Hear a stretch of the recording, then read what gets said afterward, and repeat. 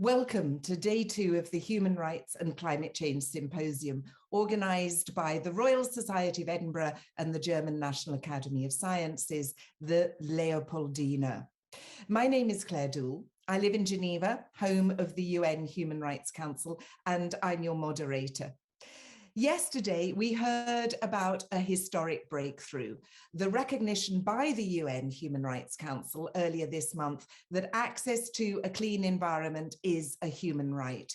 We also heard the Commissioner for Human Rights at the Council of Europe say that environment and human rights was high on her agenda. She particularly stressed the importance of protecting the human rights of climate defenders and ensuring climate change does not reinforce inequalities. Many speakers spoke about the important role academia plays in bringing the public on board by making clear the link between climate change and human rights. Today, we're going to hear more about the human rights implications of climate change. And the former UN Assistant Secretary General for Human Rights will talk to us about how to mitigate the impact of climate change on conflict and on human rights. In our panel discussion, we'll be asking, what are the health impacts of climate change? How do we embed climate change into the human rights discourse? Why is global justice so important? And are Western-led institutions the best place to tackle climate change and human rights? So with no further ado, let me hand over to someone who is an expert on human rights and conflict. He's currently the executive director of the Berghof Foundation, a foundation which seeks to achieve sustainable peace through conflict transformation. Prior to this, he was the UN Assistant Secretary General for Human Rights, and during his 30-year career with the UN, he served in many of the world's worst conflict zones. So please welcome our keynote speaker, Andrew Gilmour. Andrew, the floor is yours. Thank you so much, Claire, and for having me at this wonderful joint event, where I must say I feel very much at home. My family's from Edinburgh, and my home is just outside it. But I'm currently based in Berlin, where, as you rightly pointed out, I run the Berghof Foundation. Now, the Berghof was 50 years old just this month, actually, and I must say I was feeling rather proud and indeed venerable about this anniversary until I looked up and saw that the Royal Society of Edinburgh is aged 238 and Leopoldina is a whopping 369 years old. Anyway, but there are two crucial topics that I've been given to talk about, how to mitigate the harmful impact of climate change, not only on conflict, but also on human rights. And I just completed a fellowship at Oxford, where I worked on the connections between the three phenomena. With climate change being the absolute threat it is, affecting every single aspect of life, one basically needs to rethink everything that one thought one knew about almost every topic, including conflict, including human rights, and including even history. I had a previous incarnation at the same university, nearly four decades earlier, where I studied history. I never heard the term environmental history because it hadn't been thought of as the thriving discipline it has now become. And yet we now know that climate change had an impact, particularly in the century that Leopoldina was founded in, the desperately turbulent 17th century, being a factor in the 30 Years' War in Germany and also the English Civil War. What my undergraduate books, though, never told me was that it was the part of the non-man-made climate change. As part of that, from 1637 to 1649, Scotland suffered the longest drought in its recorded history, combined with searingly cold winters. And this misery was actually, that caused was a factor in an invasion of England by a Scots army in 1640. So that's an early example of climate change having an impact on conflict. But back to the present. Although I don't think any conflict ever has been primarily caused by climate change, there is a growing and compelling body of evidence showing that climate change is indeed a conflict risk multiplier, an exacerbator of tensions that can make conflict more likely to erupt and then harder to resolve once it has. This will only increase as the planet gets hotter weather more extreme, sea levels higher, droughts more frequent, flash floods, crop failure, and disrupted livelihoods, and vast increases in migration. In the last 30 years, as Claire said, I've worked in a number of places: Iraq, Afghanistan, South Sudan, Gaza, Yemen, the Sahel, and the Horn of Africa. And all of those areas I've just mentioned are disproportionately, by global average standards, affected by climate change. And in all of them, it's possible to see increased tensions as a result of harsher climatic conditions. One can quite easily attribute part of the Arab Spring uprisings of 2011, as well as the emergence of the Islamic State in both Iraq and Syria, to the drought that had been afflicting that region since 2006. And in fact, it was the worst crop failure and the longest drought since agricultural civilization began in the Fertile Crescent 11,000 years ago. It wasn't the main cause of conflict over the last decade, not by any means, but it was a contributory factor. Growing pressure on resources and livelihoods results in greater numbers being recruited into violent extremist groups, feeling they have no better option, and more people feeling compelled to leave their home, displaced to cities where basic services are already overstretched and increasing the risk of conflict. This week, we've seen many references to the $100 billion a year by 2020 that was promised at the COP meeting in 2009 to help finance climate action by developing countries. That promise has regrettably not yet been delivered, though we hope it will be. And when it is, I feel that much of it should be allocated to those regions that are most affected, most vulnerable to conflict. Adaptation measures that help communities to become more resilient to climate change would include the provision of drought-resistant variants of crops and training for alternative sources of income to help stem the growing armed tensions across vast areas of Africa between nomadic pastoralists and sedentary farmers. Climate adaptation measures need to be devised and implemented in a conflict-sensitive way, taking care to avoid raising local tensions. And as happened with, for example, the Salma Dam in Afghanistan a few years ago, that was intended to provide over 80,000 new hectares with irrigation to counter the harsher climatic conditions while producing carbon-free electricity. But rechanneling water from that dam, in doing so, the developers hadn't accounted for local conflict dynamics, and it actually ended up fueling the disputes between the villages who were supposed to benefit from it.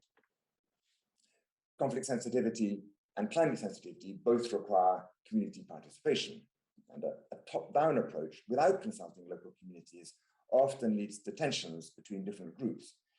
Plus, it means that local groups and indigenous communities may oppose renewable energy projects, as has happened in some places in Latin America, not because they are opposed to renewable energy, but because they weren't involved in the decisions, as usual, about how their ancestral lands were supposed to be exploited. In areas like Yemen, where areas of climate change, environmental breakdown, and political ethnic conflict all overlap. And we need to break that cycle to engage with conflict and environmental issues simultaneously in what is termed environmental peace building. The idea being to use the environment as a tool for cooperation, not the usual competition. And it's been attempted in parts of the Middle East and Latin America, but knowledge on how to do it best is quite limited, and a number of us are trying to develop that field. Berghof's work in the state of Gilmour state in Somalia is a first step in this direction.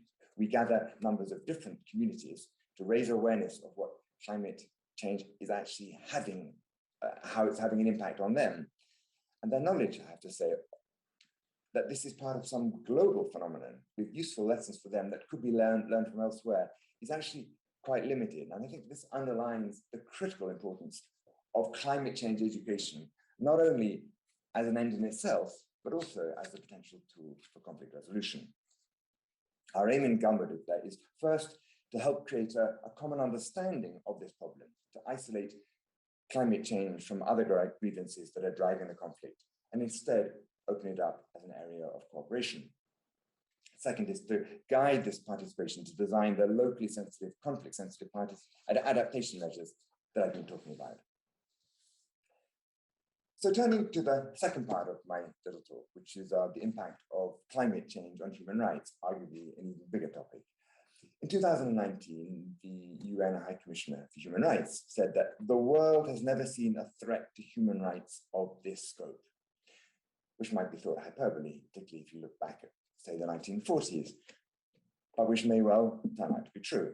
And the threats posed by climate-induced dwindling resources, infernally heated areas, rising oceans and everything else are indeed likely to be overwhelming for tens of millions of people, with their implications to the human rights through food, to water, education, health, and even to life itself. These are what are known as positive rights, largely economic and social rights, the rights to food, health, etc., water. And the climate threat to those is pretty obvious, perhaps. But what about the so-called negative rights, largely civil and political rights, the rights from being imprisoned without charge, tortured, or denied freedom of religion, press, or free speech or assembly? I fear there is a strong danger that people aren't nearly focused enough on yet of some terrible reaction once leaders finally wake up to the gargantuan threat that we really face. At which point, the risk to human rights isn't just climate change itself, it is our reaction to climate change. It seems all too possible to me that having ignored the problem for far too long, governments will belatedly respond by declaring states of emergency that inevitably totally undermine human rights. Indeed, in a seminal report, UN report of 2019, Professor Philip Alston castigated the human rights community for its failure to live up to the fact that human rights might not survive the coming upheaval. Yes, seriously. Because the idea that democratic systems fail to prevent global heating might well take hold, with a resulting urge to strengthen state powers at the cost of rights and freedoms, and with China, no doubt, then showcasing its authoritarian methods as the only way to take decisive action. It's not hard, perhaps, or it's not enough to throw money and technology at climate change, important though that is. What is also needed is a much stronger alliance between climate and other environmental activists and human rights groups, not only to enable these to hold governments to account for their inaction, but also to make their strategies complement each other. Interestingly, just last week in Geneva, the Russian representative at the Human Rights Council attacked the alarmist approach on climate and said that human rights and climate change should be treated as separate issues, as their intersection would lead to harmful duplication. But of course he did. After all, Russia is a country that consistently seeks to block both climate change action and human rights. So naturally, they want to prevent these movements making common cause and becoming more effective. One would have thought that the environmentalists and human rights crowds should be natural allies, but over the past century or more, there's usually been little effort to cooperate. I mean, this may not be entirely surprising if you look at their other different origins.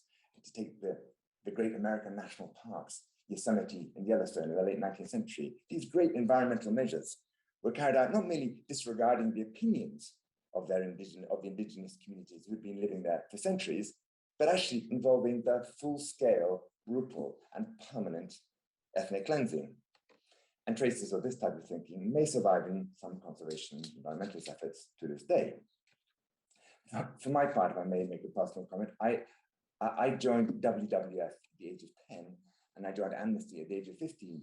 But for most of my life, I saw these as pretty much separate issues and passions and causes. And it was only in my last job at the UN that I grasped that having separate silos of human rights activists on the one hand and environmentalists or climate change on the other made absolutely no sense at all, especially in an age when both of these movements are under unprecedented threat, when environmental issues and climate change are increasingly responsible for mammoth human rights setbacks, when environmental, indigenous, and lands rights defenders are threatened and killed at an even faster rate than other human rights defenders. Indeed, since 2015, at a rate of 4 killed every single week. And when some of the major enemies of human rights are also some of the world's leading climate change deniers. Think Trump and Bolsonaro to take just 2. So these are just some of the reasons why the movements should cooperate more, as indeed they have started to do, and also to broaden their mobilization campaigns by reaching out to groups who haven't been actually traditionally allies of either movement. Let me explain. From the UK and Germany to the US and Australia, an alliance of populist political leaders, corporate lobbyists, and the more right-wing press, owned by Murdoch, Axel Springer, Buckley Brothers, and others, have pushed the idea systematically that any gain for human rights or environmental protection has to come at the expense of jobs. To counter this disinformation, fossil fuel workers, cattle farmers, and others need to know that there will be some form of just transition, that they will still have livelihoods, even after serious measures have been taken to reduce global heating. Governments, NGOs, and the private sector can offer such assurances through reskilling programs and subsidies for alternative land management and carbon sequestration. Because without their job security, many will remain vulnerable to wealthy climate science deniers, such as the Koch brothers in the United States, who've been able to convince them that climate change is basically a hoax against the people carried out by the elite. And that a desire from people like us to protect the world's poorest communities and even one's own grandchildren from having to live in unbearable circumstances is somehow merely a form of metropolitan eco-snobbery. And similarly, in France in 2018, the Gilets jaunes protests were provoked by a fuel price hike that was designed to reduce carbon emissions. But one of their slogans was fin du monde, fin du mois. But the subtext of that was, listen, green elitists, stop talking about the end of the world when all we're trying to do is get to the end of the month with our paycheck. So activists and sympathetic local officials must also work harder to win over indigenous people by encouraging their full participation in discussion about initiatives within their traditional lands and waters. Climate and human rights activists should be reaching out to these groups to get their buy-in. Governments should be transferring ownership of forested land back to indigenous communities who have repeatedly proven to be the most effective guardians of their own ecosystems. And all this to say that the human rights and climate change must be seen more as a common cause.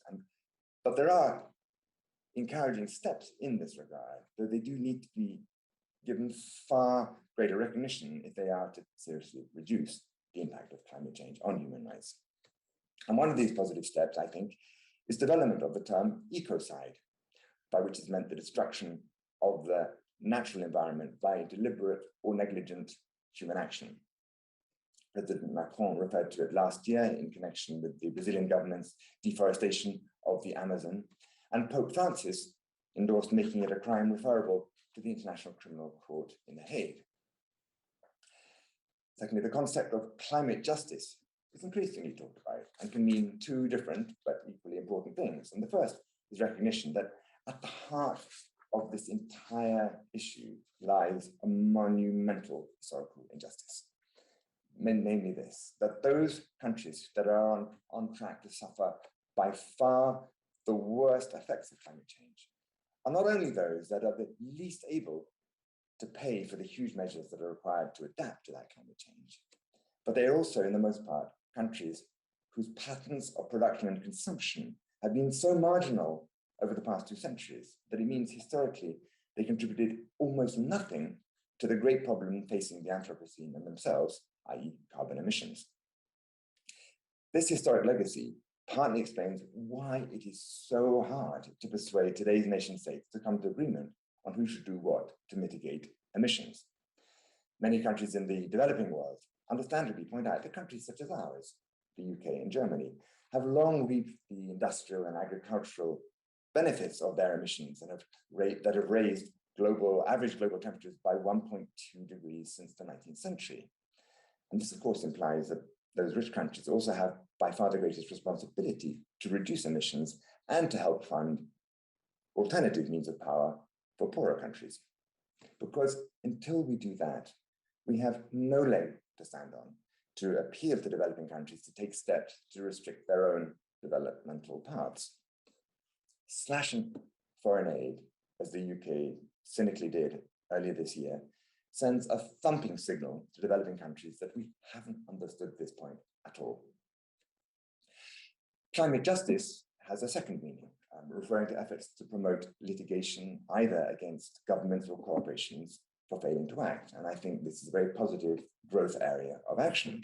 Last April, we had a landmark decision here in Germany of the Constitutional Court that demanded changes to the country's climate law, ruling that the slowness and therefore insufficiency of current efforts to cut emissions placed inequitable burdens on future generations after 2030.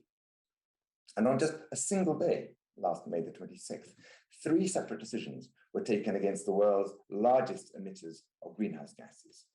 2, where environmentalist shareholders insisted on changes to the board of both Chevron and Exxon.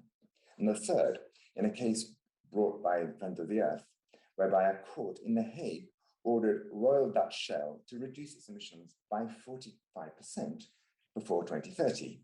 The latter was the first case against private corporations on the basis of the overall obligations of a company, and others will surely follow. And as has already been mentioned even this morning, and I hear yesterday as well, we had the very positive news from the Human Rights Council a few weeks ago when after a long campaign, indeed some people dated 4 decades, the Human Rights Council recognized a new human right, the right to a healthy environment, which should catalyze new legislation in support of the new right. In terms of reducing the impact of climate change on human rights, all these are important and hopeful signs. And by God, we need hope. Indeed, the loss of hope is a useful tool for the fossil fuel companies and the climate change deniers. Because if environmentalists, and indeed I fear there are, and I'm afraid there are some, pronounce that it's already too late to reverse catastrophic climate change, it could paralyze movements that are pressuring governments and corporations to change. So it's crucial that those who understand all this balance the right message of righteous anger with also messages of hope. It is not quite yet too late. And the other message I would stress is that precisely because so many more people need to be won over before there is general understanding of what's needed, that however radical one may personally think the countermeasures need to be, it's important to make sure that other people who we need to win over don't imagine that climate action needs to be brought about by whole-scale political, social, and economic revolution, or even that it involves too much personal sacrifice of preferred diets, holidays abroad, cars, or being warm in your own house. Communicating the opportunity that we have to enact positive change, if we act now, is much more likely to win support for climate action. There's a very venerable Oxford philosopher who over the summer, called Henry Shue, who pointed out to me the following, which had a major impact on me. Not only, he said, are we the first generation to be able to, whereby most people really know what it is we have to do, i.e. cut emissions, but we may also be the last generation to be in a position to act before we cause some major threats to grow even more severe. That, of course, puts extraordinary responsibility on us. It's a level of responsibility to succeeding generations for which no generation in history has ever remotely had before. And it probably boils down to what we're going to manage to do over the next 10 years, by which time we really could have reached an irreversible tipping point if we don't take action. Acting on that responsibility using some of the means I've been discussing isn't just a challenge of our time. I really think it's a challenge of all time. Thank you very much indeed for having me at this. Thank you very much, Andrew. I've been writing a lot of notes because you said a lot of really interesting things. If I was still working as a journalist, there would be a number of headlines there. I wanted to follow up, first of all, about the first part of your talk on conflict, and of course, the need to consult local communities. Humanitarians, here am I in Geneva, lots of humanitarian organizations, they always say this. But the issue that they have, and also I imagine that you may have when you're doing your environmental peace building, is getting access to these communities, because the humanitarian space is shrinking. In Somalia, lots of armed groups, Al-Shabaab being one of them. So how do you get access so that you can consult with communities? And perhaps you could say how you went about that in Somalia. Right. Well, you're absolutely right to point to the security dangers of that. And inevitably, of course, we take our security extremely seriously. So before we go anywhere, we have to do a major security check. I mean, it does help that most of our colleagues working in the field they don't look like me. I mean, they're from their own country, and they have a very, very good idea as to what it is they need to be doing. So, I mean, that is very much actually the Berghof approach. We don't build offices and go around in white cars with our flags everywhere. It's very rare that you actually see even that in front of me. We don't, on the whole, broadcast it. So we don't set up offices. We empower people who are already there and work with them through sort of technology. I mean, I did visit Kenya and Ethiopia a few weeks ago, but because of COVID, there's been very little travel. Normally, there's much more coming and going. But so in the end, when you're dealing with local people who are coming from those areas themselves, having been trained by us, perhaps in Mogadishu, where they will come, they then go back to their communities to be able to carry this out. So it's not, in a way, it's not nearly so hard for them. And we're going to be trying to do similar things in Afghanistan, Yemen, and Iraq as well. Would you say that local organizations who better understand the terrain and the values and the culture and the language and many things are much better placed than international organizations to mitigate the impacts of conflict? Certainly, in some cases, yes. But of course, you need the big international organizations to provide the resources, the legitimacy, to disseminate the lessons. No, I mean, clearly both play a role. But yeah, if you're talking about working at grassroots level, then unquestionably, smaller organizations, us and the partners that we have there are going to find it much easier. I mean, we don't show up, as you pointed out, with the UN for 30 years, but if I showed up in one of these villages, I'd probably have to come up with 6 vehicles with machine guns to protect me. But it's obviously much, smaller organizations can act much more flexibly, which also has the advantage of not scaring the people you're trying to consult. So it's in those situations, it's much better for smaller organizations. But please, let's not let the big organizations off the hook. There's an enormous role for them as well. You say don't let the big organizations off the hook. I was just wondering, you were talking, of course, as we know, about the impacts of environmental degradation. Lots of people become internally displaced or refugees. But there is, as I understand it, under the UN Refugee Agency Convention, no concept of an environmental refugee. Do you think that there should be this in the convention, or are we just on a hiding to nothing because you open up that convention and it could be diluted rather than strengthened? In terms of the convention, I'm not sure. And as you say, when you open up any of these things, then everybody piles in and then ends up weakening it. But I do know that UNHCR has certainly has come up with guidance to suggest that climate change refugees and I'm not sure how formalized that has become, but there's definitely movement in that direction, and there has to be. I mean, it is a completely legitimate reason, of course. I mean, nobody listening to us today would conceivably deny that if your land is completely uninhabitable, it is so hot that you cannot bear to even be out of doors, and the soil is no longer working, and it's either flooded or it's just desperate drought, nobody can say it's somehow wrong. In a way, it's just as legitimate to leave your land in those circumstances as it is because you're worried about being killed by armed groups. So, my understanding is that UNHCR is moving on that. But to take it to an intergovernmental body, where you'll then have the Chinese and the Russians and who else knows, Brazilians and many others, all trying to fire holes at it, then it might be problematic. Yeah, and in your talk you mentioned China. What to do about China? Because obviously, big polluter, big consumer of fossil fuels, natural resources, and they would tell you that they focus on economic and social rights rather than political rights. So, what to do about China, Andrew? Well, can I just briefly correct you, Claire? Actually, they don't talk about economic and social rights. Okay. They don't believe in any rights at all. Okay. Development, but it's not your right to be that. It is their perhaps duty to help develop their own country, but they don't even like economic and social rights. They're just deeply hostile to the whole concept of human rights in international organizations. I get the feeling Russia is less hostile, China is less hostile than Russia is to the actual concept of working to prevent climate change. I mean, Russia clearly sees it as I quoted him, saying it's alarmist to talk about global warming and all of that.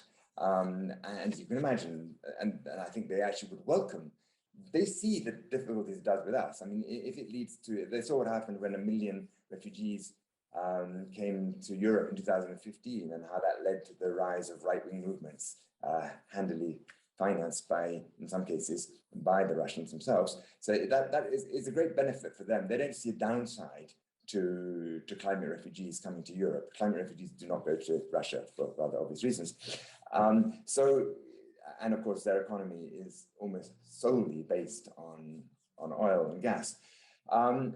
China, I think, does see much more of a damage in climate change, but I understand, and there'll be many people listening to this who are more knowledgeable than I am, that what they came out with just yesterday was not encouraging in terms of taking radical action to prevent emissions over the next 10, 20 years. What to do about China? I mean, I mentioned in the context earlier of my concern about the other types of human rights, the political ones, that could happen even in countries like we're in, when there could be a backlash against the failure of democracies. Both UK and Germany, I have to say, one could quite easily say, and they're often both very good at rhetoric, but they both, I mean, Germany has a very strong, incredibly strong car industry. We've seen in the UK many people resisting any efforts. I mean, even you can see people lobbying to open a new coal mine in Cumbria. And so there are very powerful voices, and therefore the record of both those countries, and they're actually much further ahead of many, but there could be a reaction there because we haven't taken enough action in time. When people suddenly wake up to what's happening, when climate change suddenly becomes that much worse, when we see more forest fires out of our windows, even from cities, when there's just unbearable heat, when our grandparents are dying because the air conditioners don't work, people will wake up suddenly and then want to take action. And I'm worried that if we're not dealing with the human rights and the climate people together in a much more integrated way, then the reaction will be, well, this is the greatest emergency of all time. Let's forget human rights for a minute. Let's just go ahead and take the necessary dramatic action.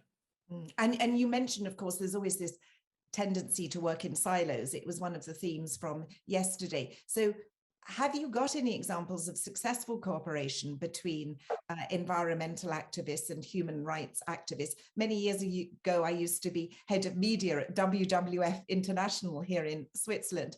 And of course, there was always a fear of mission creep. So I'm just wondering if you've got any examples of successful cooperation of getting these two groups to converge. Yes, and there is a lot of progress. I mean, I said it, how historically that there was very little. I think people are gradually waking up. I mean, I would say one area, and I can speak from experience for this, because in my last job, one of my roles was I was the focal point for the UN for reprisals for human rights defenders, which means reprisals for people punished by governments for having cooperated with the UN. And what we did there was list all the people who were being punished from the following categories: environmentalists, human rights, land rights defenders, and indigenous rights communities, and how there had been a great upsurge of attacks. So there we are definitely seeing an alliance of human rights and environmentalists coming together. And we saw as you mentioned earlier, and I mentioned it too, that during the campaign for the right to a healthy, but the human right to a healthy environment, of course, by definition, includes both, and that was a coalition. So there is definitely progress. It's just not enough of it yet. What about COP26? You mentioned that there were pledges for climate action. Do you think those pledges will be fulfilled? And what would you like to see come out of COP26? Now, the pledge I mentioned, Claire, was a pledge in 2009 that has still not been honored for actually a pretty small amount of money. I mean, if you should put it in perspective, I read last week that the UK, I mean, I'm not trying to pick on the UK here, but it's something I follow. The UK spent $97 billion just last year on furlough and other measures to take in response to businesses for COVID. Well, what the COP promise was basically the same amount of money, 100 billion globally, for which the UK contribution wouldn't have to be very much to allow the poorer countries to finance their own adaptation measures to get away from the worst effects of climate change. So if that, even now, sort of 12 years on, hasn't been met, it doesn't instill great enthusiasm. And what's so damaging about that one is that it sends, as I pointed out, it sends a message to the poorer countries that the rich countries really aren't going to help. Because even after 12 years, they haven't come up with what is actually a small amount of money, then who's really taking this seriously? There are so many things I'd like to see, and I fear probably not much of them are going to come out, but let's just wait on that. I don't want to jinx it even more than it's jinxed already.